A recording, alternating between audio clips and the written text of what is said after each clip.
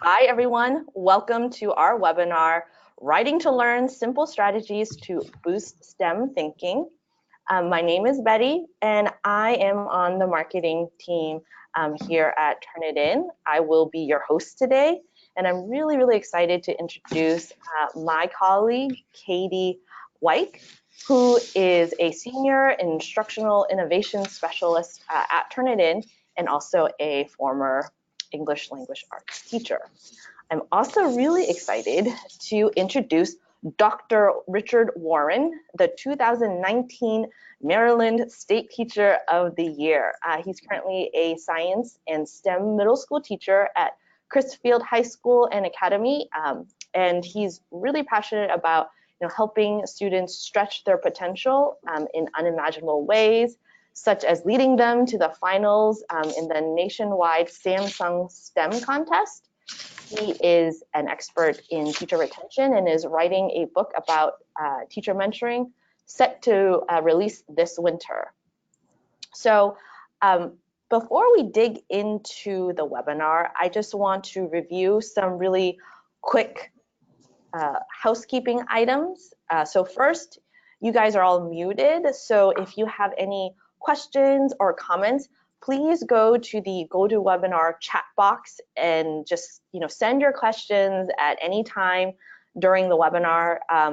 We'll try our best to answer them either through the chat or have Katie or Richard answer them live. We're also recording this webinar, so we will send out the link to the recording afterwards. So now I'm just going to hand things over to Katie. Hi, everyone, and welcome. Like Betty mentioned, my name is Katie, and I'm a Senior Instructional Innovation Specialist here at Turnitin. As a former English language arts teacher, I've spent my entire working career exploring the best methods for teaching students how to write. In the English classroom, a lot of focus is placed on teaching writing, and as I'm sure a lot of you have experienced in one way or another, a lot of the responsibility for that education is saddled on the English teacher. However, as the tides of education continue to change, more and more of that responsibility is shifting to the content area teachers. Truthfully, it makes a lot of sense. We know that writing in the English class is very different from writing in other areas, especially STEM classes. So why then do we assume that students will just inherently know how to transfer and apply the instruction from their English classes? In order to address the scientific and technical skills associated with writing in the STEM classes, it's integral for science and other STEM teachers to teach the nuances of writing in their subject matter as well, which is what we're going to talk about today. So looking at our agenda, today we're going to zoom out first, looking at the importance of writing in the classroom overall. Then we're going to work our way in.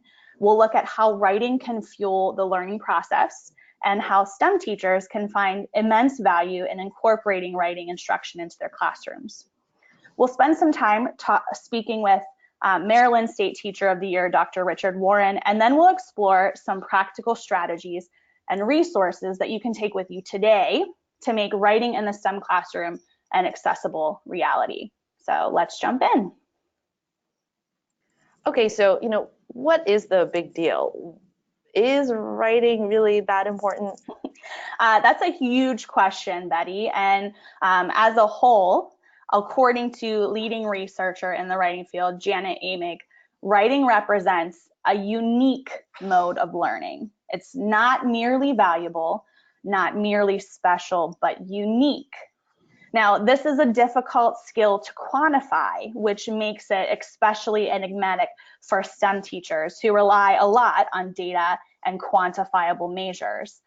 However, Amig's qualifiers in this quote make a lot of difference.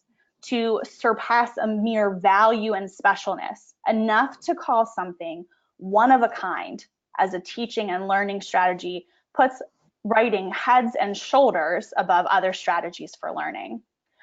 Researchers Bangert, Drowns, Hurley, and Wilkinson explain this qualification a little bit more, stating that writing is so uniquely special because writing as a process and product possesses a cluster of attributes that correspond uniquely to certain powerful learning strategies.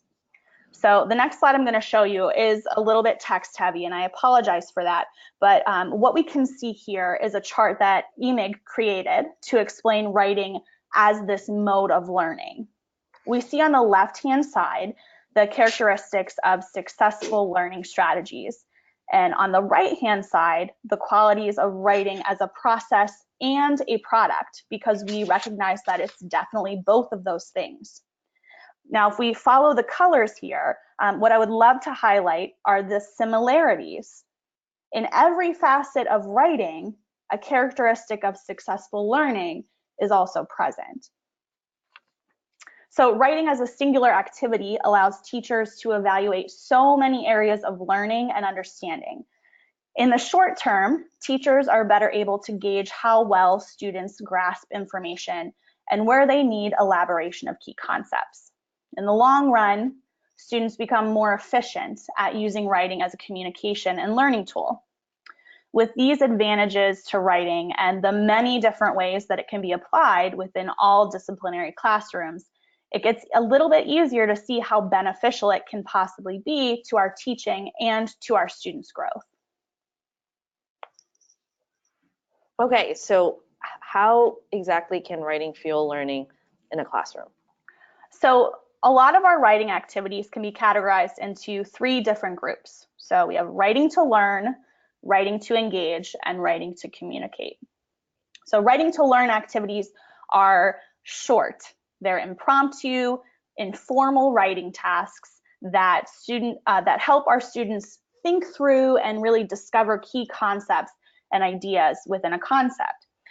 These short writing activities, so these are things like journal entries and quick writes, exit tickets, bell ringers, short annotations.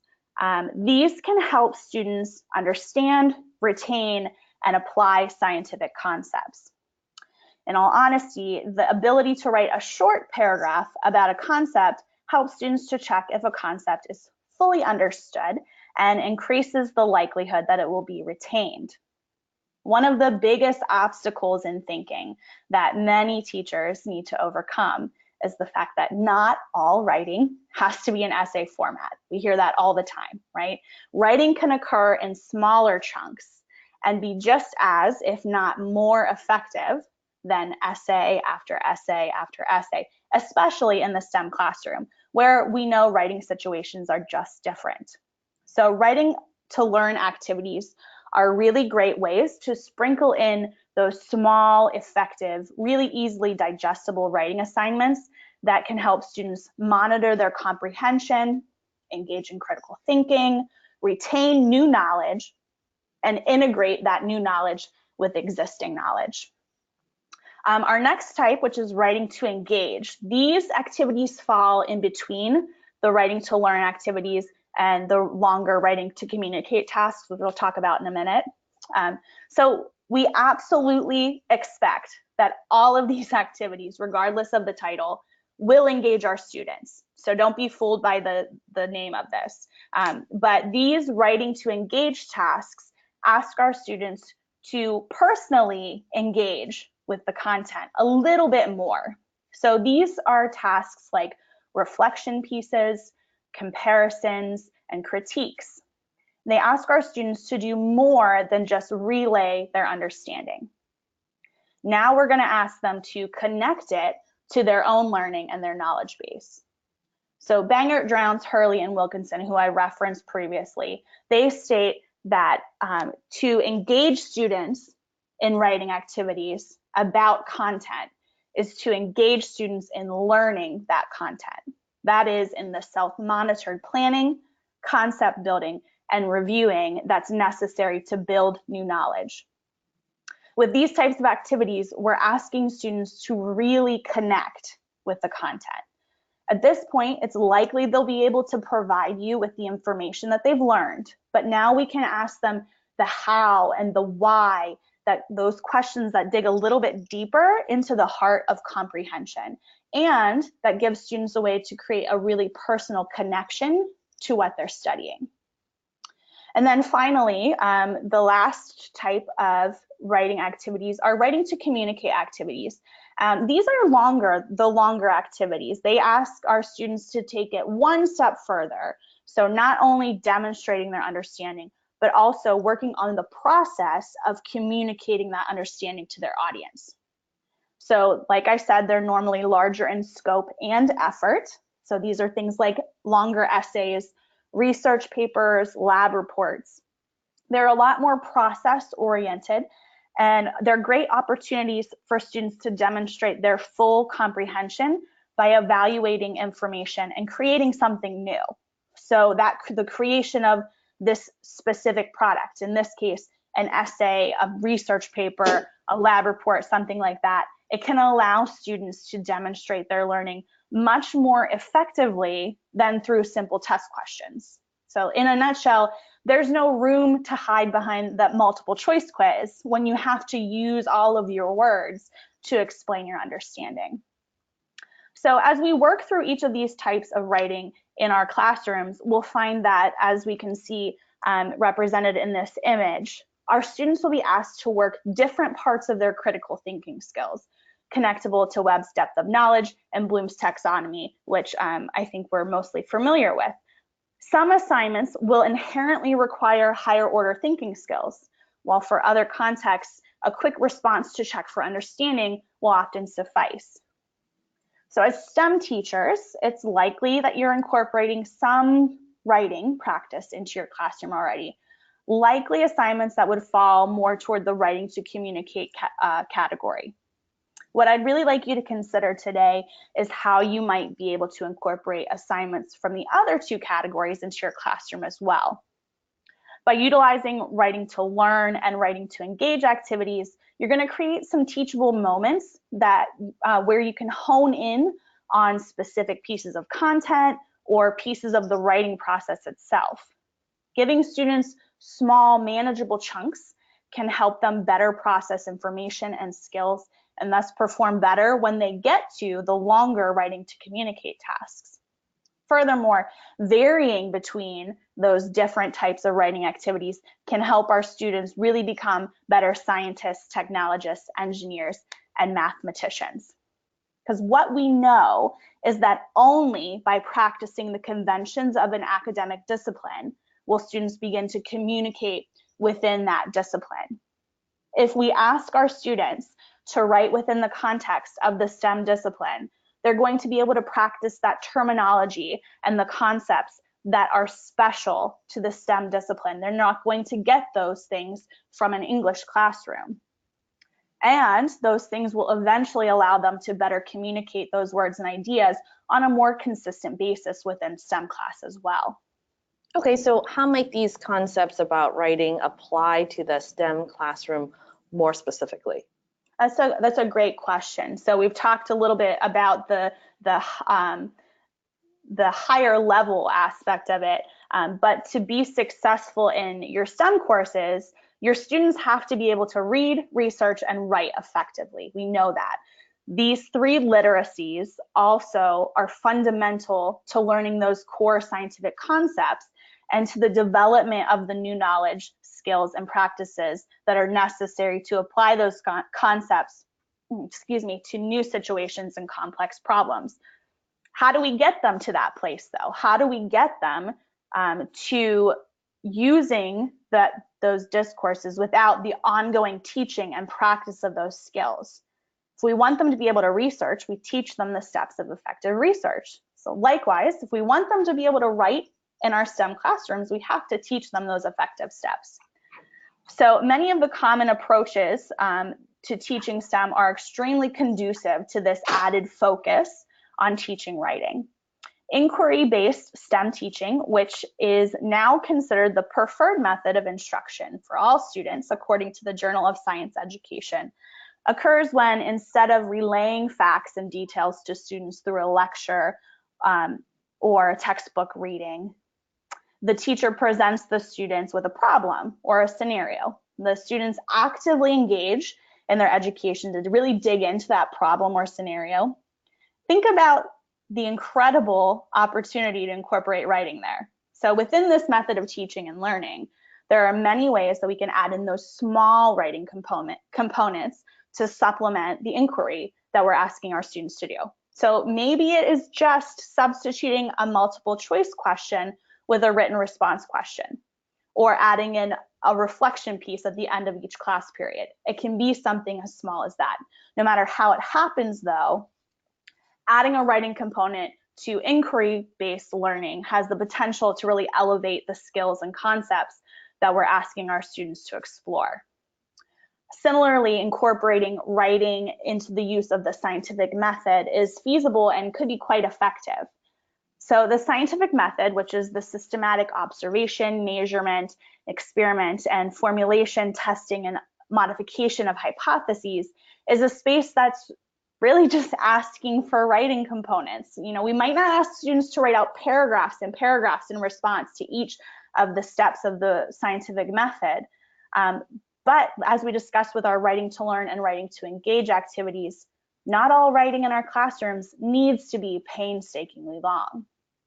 These shorter pieces of writing can prove to be more effective and demonstrate comprehension of a concept or skill really well for our students. So maybe asking students to write about a step in the scientific method, that can also provide invaluable formative assessment of our students' skills and comprehension at each of those levels, which will better allow us to see where our students are getting it and where they might need some more instruction and practice. We also have taken a good look at the CER framework, which stands for Claim, Evidence, and Reasoning.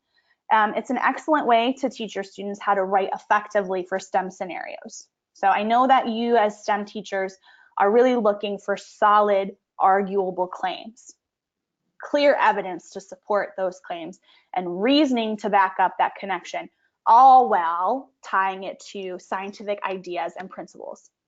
While not all STEM teachers are using this framework in their classrooms, it can really easily be tied to any kind of study that requires students to focus on a clear and concise claim, support it with evidence, and then tie it all together with that reasoning that will help it make sense for the reader.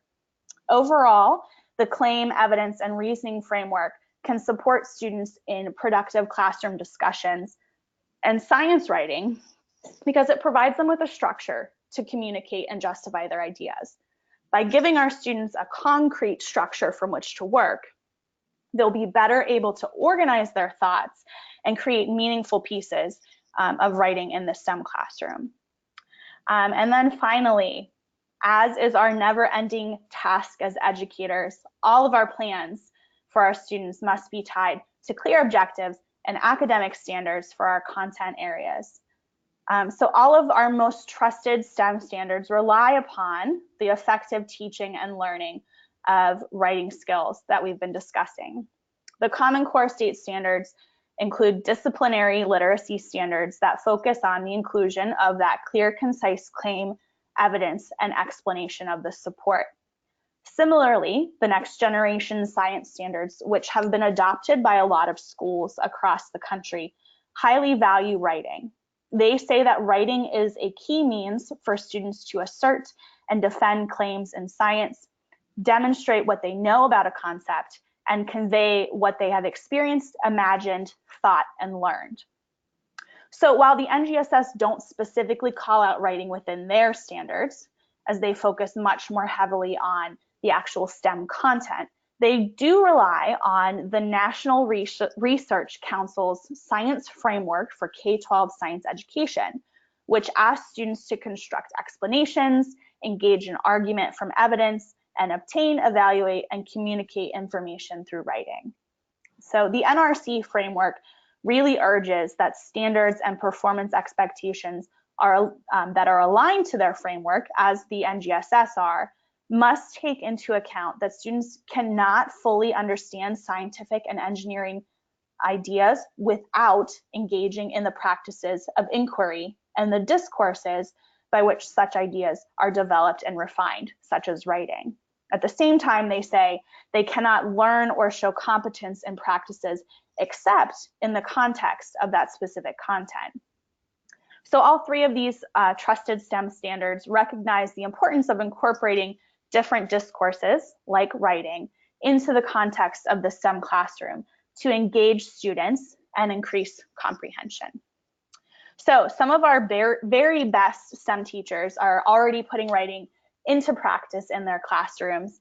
And today we're going to have the great pleasure of speaking with Dr. Richard Warren. So, are we good now? Oh, wait. I think we're good. There we go. Yeah. Is my screen gone? Okay. Yes. Yes. So, Dr. Warren, thank you for Yes. joining us today. We're really happy to have you with us. Thank you for having me. So we've spent a little bit of time examining the theory and the rationale behind incorporating writing in the STEM classroom. As a practicing science teacher, what are your thoughts on this topic overall? Yeah, you guys are spot on with the frameworks, with the inquiry-based teaching. I say this all the time, and I think you guys quoted it. Science is not an art, but there is an art to communicating science. And when you think about this in our classrooms, science is totally different when you're trying to communicate a thought. So having that framework, that CRE framework, I actually use that, and I'll talk about it a little bit later. But I really believe that writing is critical for science students because it promotes a different part of the brain that most people don't use, that critical thinking, problem solving part of the brain.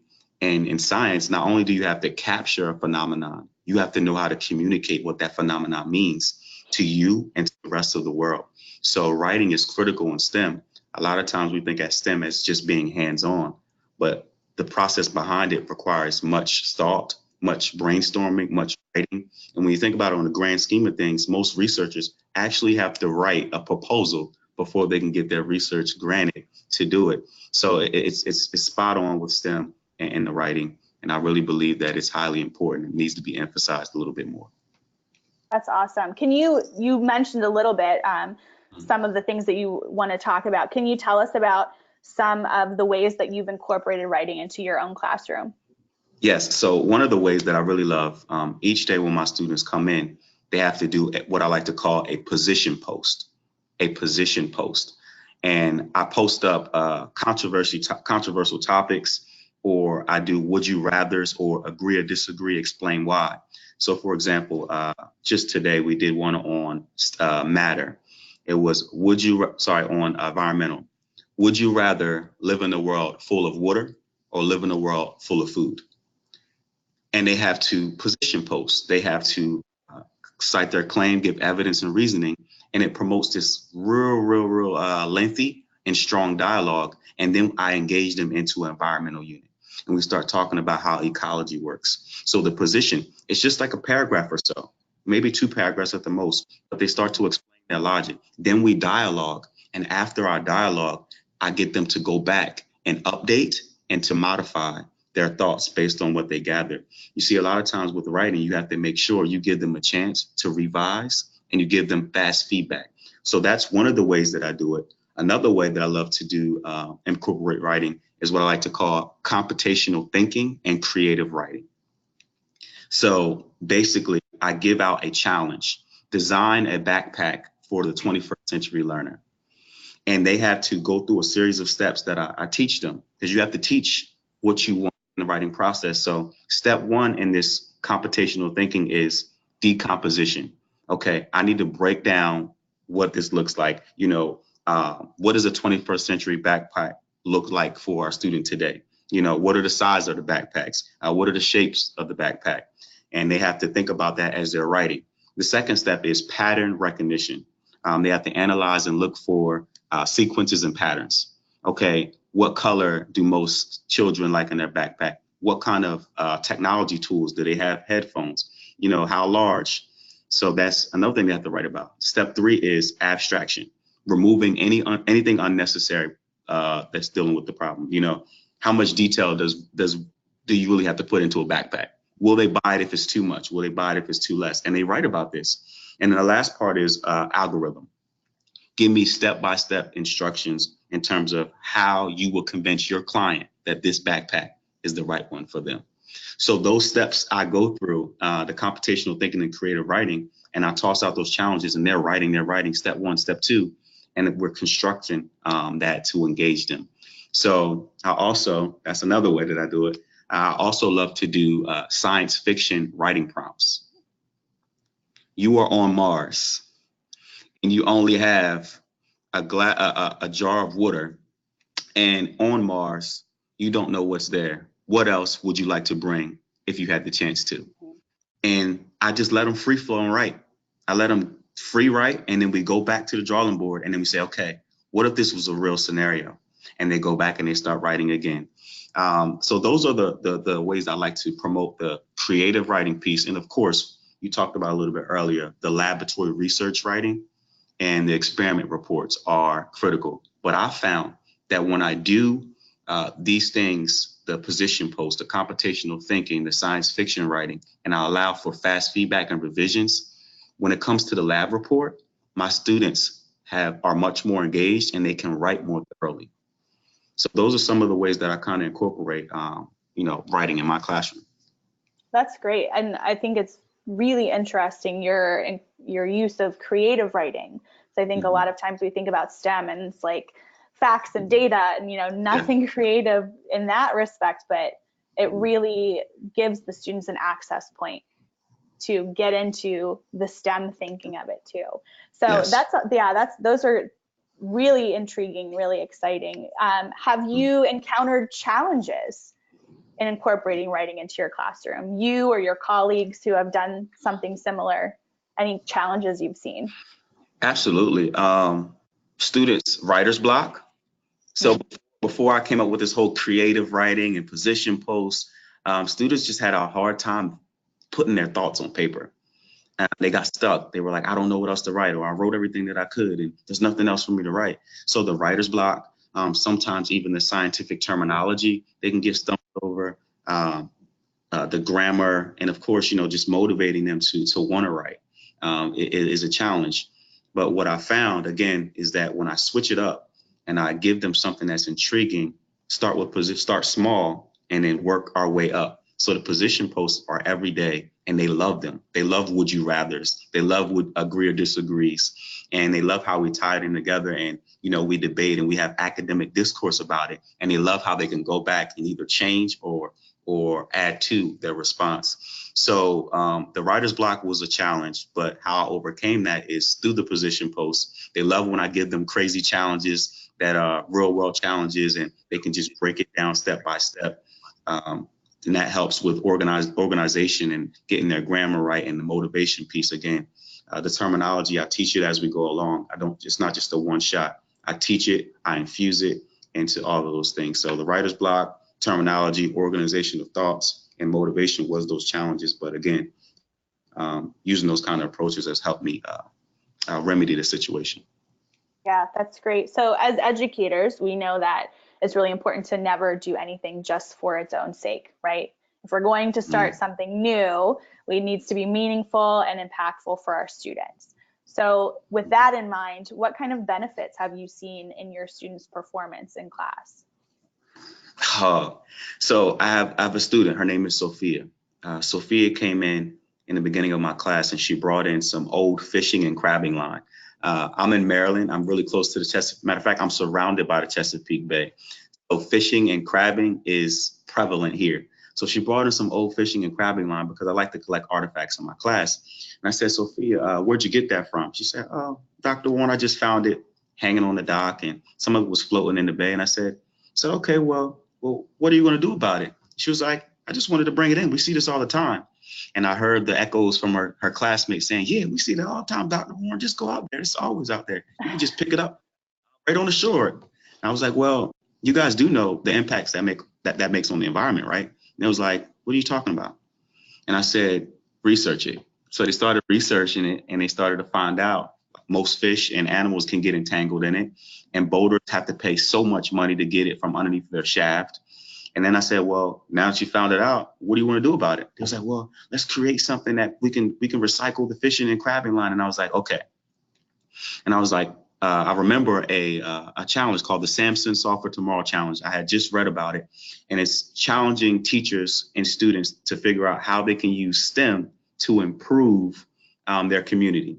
So I recalled that challenge and I shared it with my students. I was like, hey, this is an opportunity for us to try to figure out something to help our community.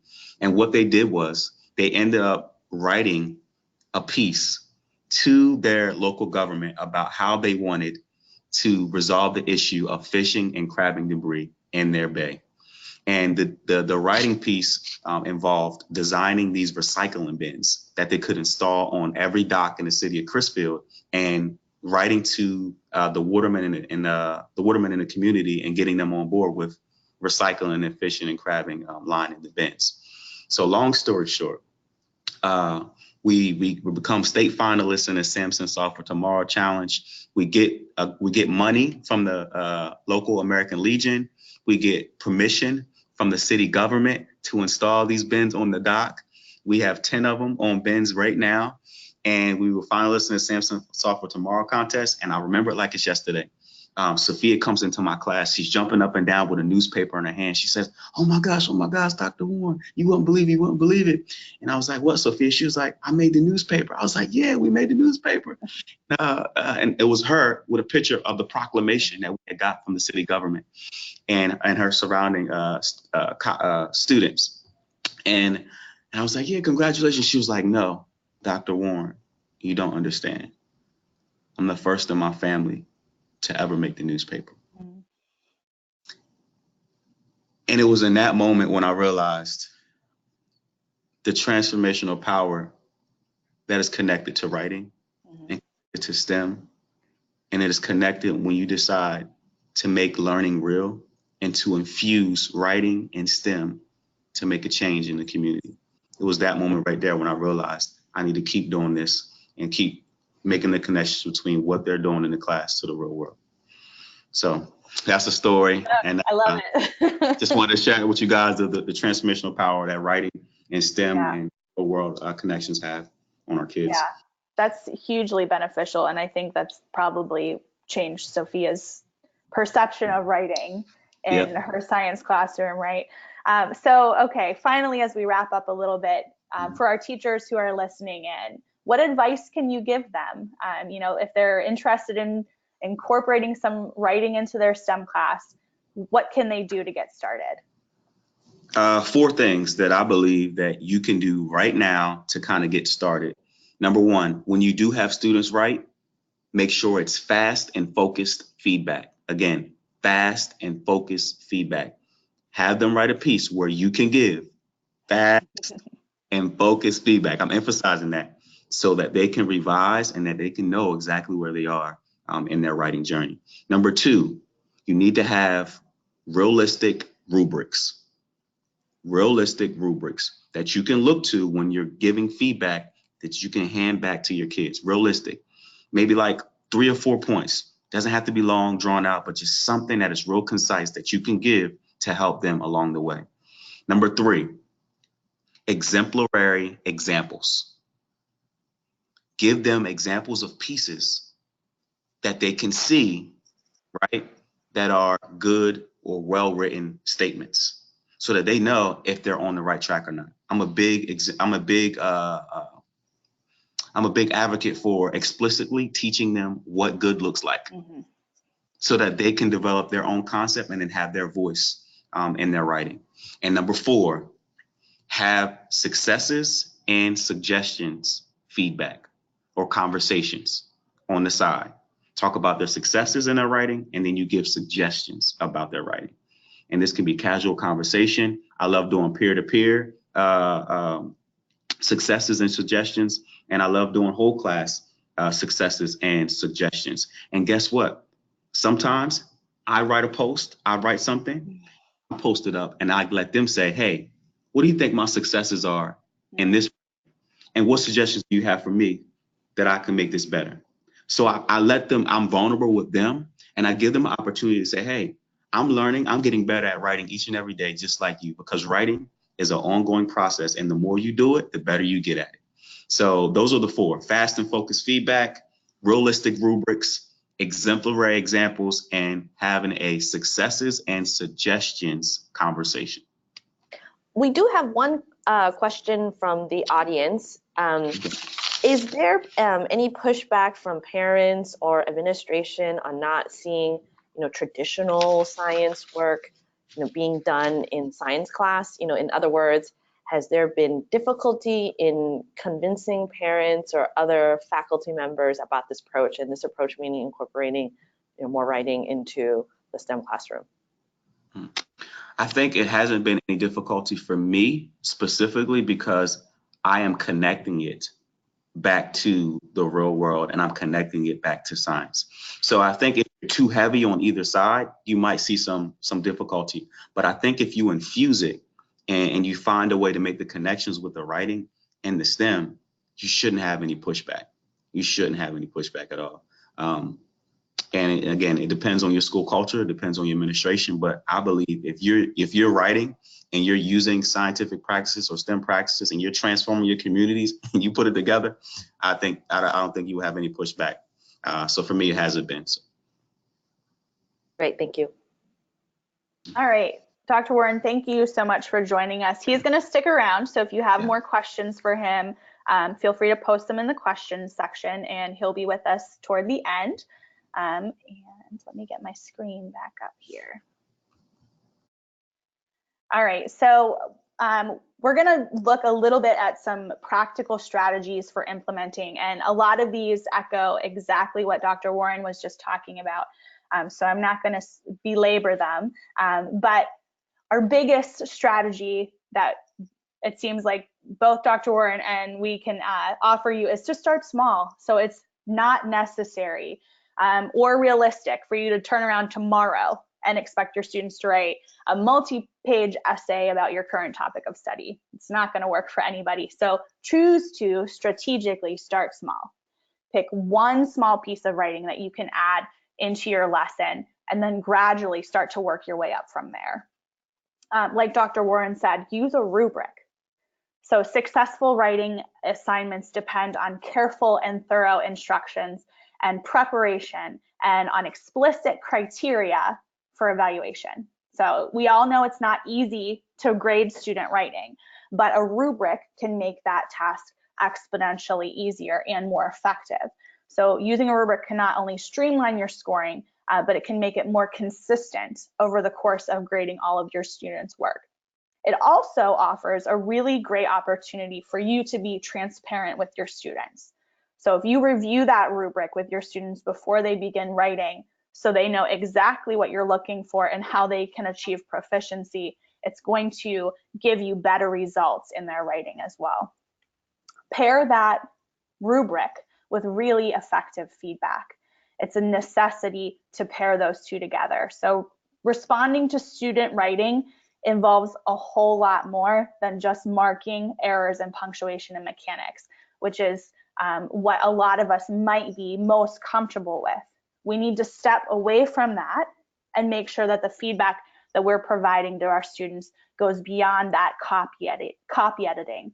We want to make sure that we're addressing issues in content, the focus of the writing, organization, all while making sure that what we're giving them as for feedback is effective. So that's another huge question. What exactly makes feedback effective? Now, I could probably talk to you for an hour on this slide alone, but we'll kind of get through it relatively quickly. Feedback that's effective needs to be correct and accurate. It needs to be provided in a timely manner, like Dr. Warren mentioned. It needs to be relevant to the task that students are working on. It needs to be actionable, so students know what next, what can I do next to get better. And it also needs to be accessible so that they're actually able to understand and interact with the feedback. When the feedback that we provide to our students fits all of these criteria, we'll be able to be more confident that it's effective for our students. Now, arguably, some of these things are much easier to address than others. But when we can provide our students with effective feedback on their work, we're going to be able to guide them toward proficiency in a much more effective manner. Now, thankfully, at Turnitin, we have some really fantastic resources to help you with some of these issues and make all of this a little bit more manageable for you. So our flagship product, Feedback Studio, helps teachers ensure authentic student work and provide feedback that enables students to grow as writers and critical thinkers. which is something that we all want for our STEM students. So what you're watching here is just a little snapshot of Feedback Studio in work. So it allows unlimited paper submissions across all disciplines, which can maximize our opportunity for formative learning. We have similarity checking against the world's largest collection of internet, academic, and student paper, which can deter plagiarism. And most closely related to what we're talking about today, our commenting and grading tools make the feedback process faster, easier, and more consistent. So with some really invaluable feedback from science teachers working across the country, we recently crafted a set of STEM-specific resources to be used within Feedback Studio.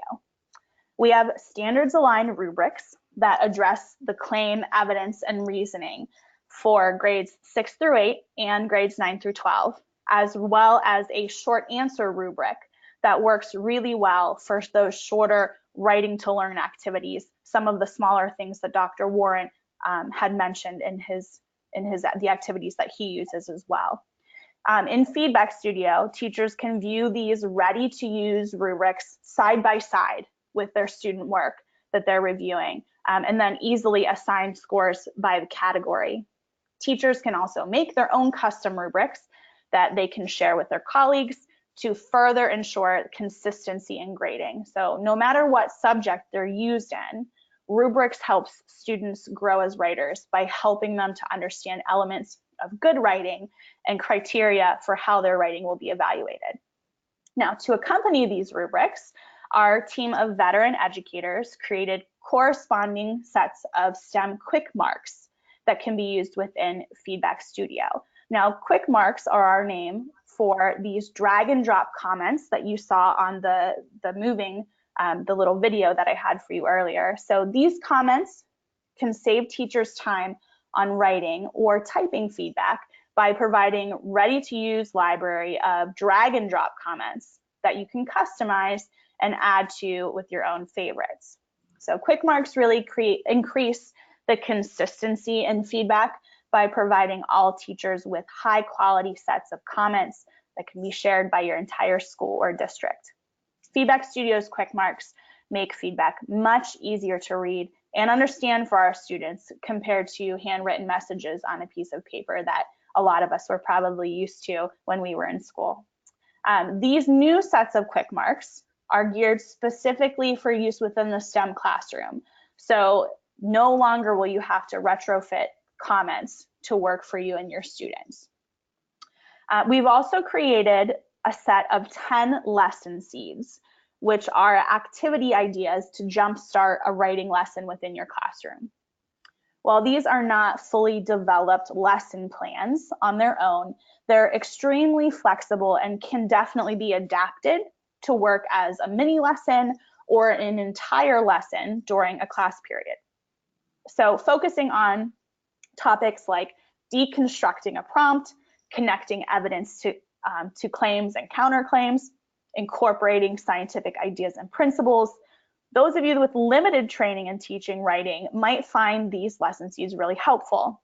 So created by veteran teachers who have extensive training in teaching writing, these lesson seeds will really allow you to adhere to best practices for teaching writing while also tailoring the ideas and concepts to your STEM classroom. We've also created a really great document that can be used to help you implement Feedback Studio in the STEM classroom, because it's not just for English classrooms. In our best practices for using Feedback Studio in the STEM classroom document, we discuss tips and tricks that can help you incorporate Feedback Studio effectively into your classroom. Now, all of these resources that I've just been talking about, they can be accessed through our STEM landing page, which can be found at go.turnitin.com/science, which you can see there on the screen. The content of the rubrics and the quick marks are ready to be used in your classroom tomorrow or today, depending on your time zone, but they definitely work best in the context of Feedback Studio. Feedback Studio really makes using and reusing all of your rubrics and comments a breeze, and making grading and feedback between and among your classes consistent and easy. So we really hope that these new STEM resources will help you incorporate writing into your classroom this year. Okay, well, thanks everyone for joining us. And now we're gonna go into Q&A, and so feel free to add any questions into the chat box. We've already received a couple, and so there's this question from Adriana. How do you deal with the drastic differences with ability levels in the classroom? Okay, so one of the things I like to do is universal design for learning. So multiple means of representation, how you present it to them. You might want to do PowerPoint format, you might want to do video format, you might want to do a artistic drawing format. So that might target a certain group of students. Also have multiple means of expression. You know, maybe they might talk it before they write it. Maybe they might create a visual guide before they write it. And also multiple means of engagement. Like, how are you going to set it up? How are you going to set the floor, set the stage for what you're about to introduce? That engagement could be watching a YouTube video clip. It could be doing an experiment, having them write about it. It could be having them to do a design challenge and then come back and write about it. So I think the way that you target multiple or differences or varying differences is to have multiple means of, again, expression, multiple means of representation, and multiple means of engagement in every lesson. And that's how I tackle it. I have different things going on for different people. And here's the thing, what I found is what's necessary for some is good for all. So when you have those multiple means of representation, expression, and engagement, it might just be for that one group, but it's going to be good for all of them. So that's what I found, how I was able to kind of differentiate those levels.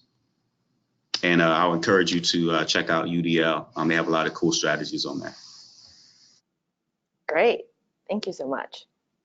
Another question that came in, how can building and district administrators support teachers in their efforts to incorporate writing in their STEM classrooms? I think one of the things that's highly important, but often not really discussed, is having a common language for writing. Like a common language for writing, like as far as like a framework. It's going to look different in language arts if you're writing a narrative or anything like that. But if you have a common framework that you can kind of roll out towards a certain group, I think that will help ease the process so that everybody's on the same page. Also, just letting them know that, hey, like, we care about, writing here. Just affirming them that, hey, what you're doing is the right thing. And again, I just think that framework, having a common framework, will help teachers along the way. Cool, great.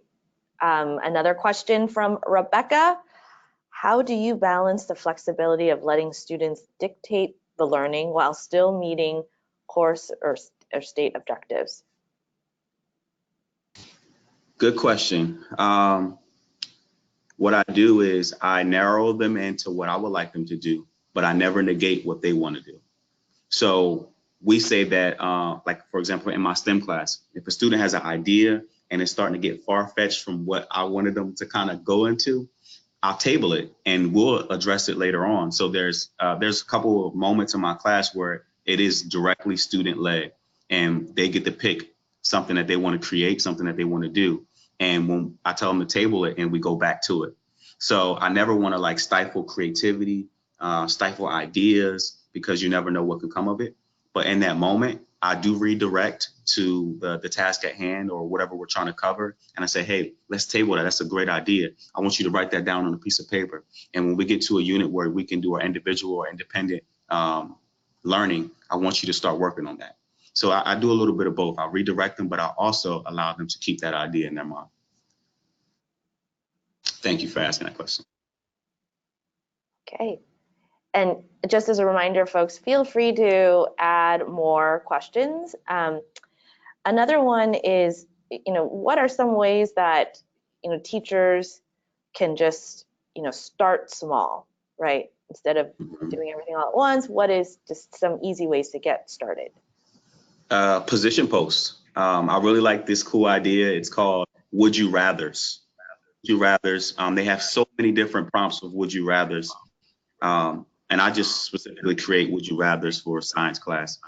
Would you rather wear a backpack with 1,000 feathers in it, or would you rather carry around one brick for one day? Just give them a reason to write. It could be crazy. Kids like crazy things, and they like to write about it. So I think just doing like a small position post or small would you rather post, it doesn't have to really connect to what you're doing, but it gives them the chance to actually write and learn the art of writing. So when it's time to do something you want them to do, they have a framework to do that. So I think the small position post, I think if you want to journal, even if they want to there's a thing called Flipgrid. If they want to vlog, if they want to talk about it first and record their talk and then go back and write about it, that's an easy way to do it as well. So I think those are the things you start small with. Small paragraphs, small position posts, small agree or disagree, explain whys, and really check out would you rathers. Yeah, so a quick one thing. Yeah. Before you do that, sorry, Katie, there was a quick follow-up question from Courtney. What grade levels are most appropriate for would you rather, or can it be used for any grade level? It can be used for any grade level. And I believe that as a teacher, you can really figure out what works for your classroom because you know it best. You know your kids, you know kind of what they like, what they don't like, or what's appropriate, what's not appropriate, but it can be used for any grade level. I'm certified 7 through 12, but I've taught at an alternative school and I had to teach 4th, 5th, and 6th grade. And it works. It works. You just find something that's age appropriate. And I believe that it can work for any level. Great. Go ahead, Katie. I just wanted to add that, like, I think another way to take that tiny step, you know, even if you're not ready to jump into the would you rathers, is if you have a worksheet or activity that you normally use that might be multiple choice questions, transforming those into a written response question is a really great opportunity to inject a little bit of writing there too. So just changing what you already have to something that asks for a written response could be a good way to jumpstart some things as well. Great. All right, so I think we're going to wrap up with this last question from Debbie. What can or should collaboration with other teachers, like within your department or outside your department, look like when implementing more writing in your STEM classroom? That's a good question. I think just start the conversation. Hey, what are you covering this week? Is there any portion in there that I can use for my class?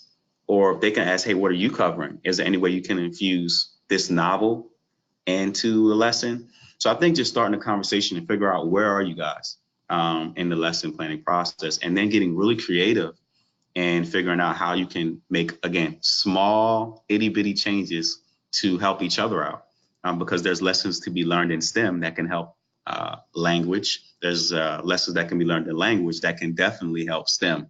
So I think just starting with the conversation, hey, what are you covering this week? Is there any way that I could, any science or any technology or any math in this storyline?